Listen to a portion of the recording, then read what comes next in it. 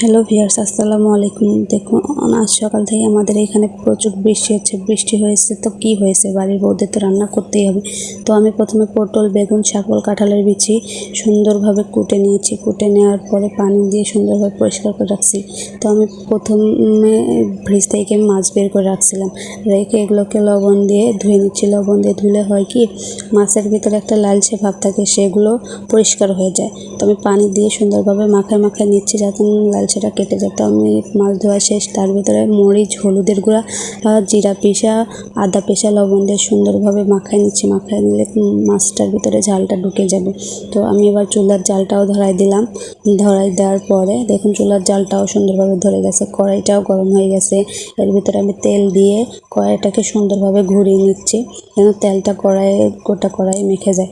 তারপরে আমি এক এক করে সবগুলো মাছ দিয়ে দিলাম। তো আমার মাছের ভিতরে ছিল একটা মাথা, 4টা লেজা, 2টা চাকা।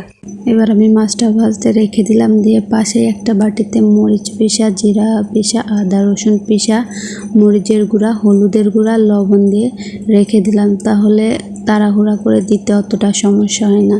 এই টেকনিকটা আপনারাও কাজে লাগাতে পারেন। তো তারপরে আমার মাছ ভাজা শেষ, সেই কড়াতেই পেঁয়াজটা দিয়ে দিয়েছি। পেঁয়াজটা দিয়ে সুন্দরভাবে নেড়ে তার ভিতর মশলাটাও দিয়ে দিলাম। দিয়ে একটু নেড়ে কষায় নিয়েছি। কষায় নেওয়ার পরে তার ভিতরে আমি তরকারিটা দিয়ে দিলাম।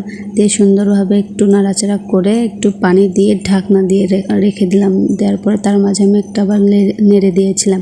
দেওয়ার পরে কড়াই আবার ঢাকনা দিয়ে ঢেকে দিলাম। তো পাশে আমি ভাত চড়াই দিয়েছিলাম, ভাতটাও হয়ে গেছে, আমার তরকারিটাও কষানো শেষ। এবার এর ভিতরে আমি ঝোলটা দিয়ে দিব।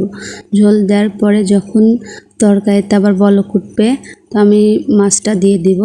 মাছটা দিলে তারপরে আবার একটু ঢাকনা দিয়ে রেখে দেব। দেওয়ার পরে আমি ঢাকনা তুলে একটু নেড়ে দিয়ে একটু জিরা গুঁড়া ছিটিয়ে দিলাম। দেওয়ার পরে একটু আঁকাতে রাখলে আমার তরকারিটা হয়ে গেছে।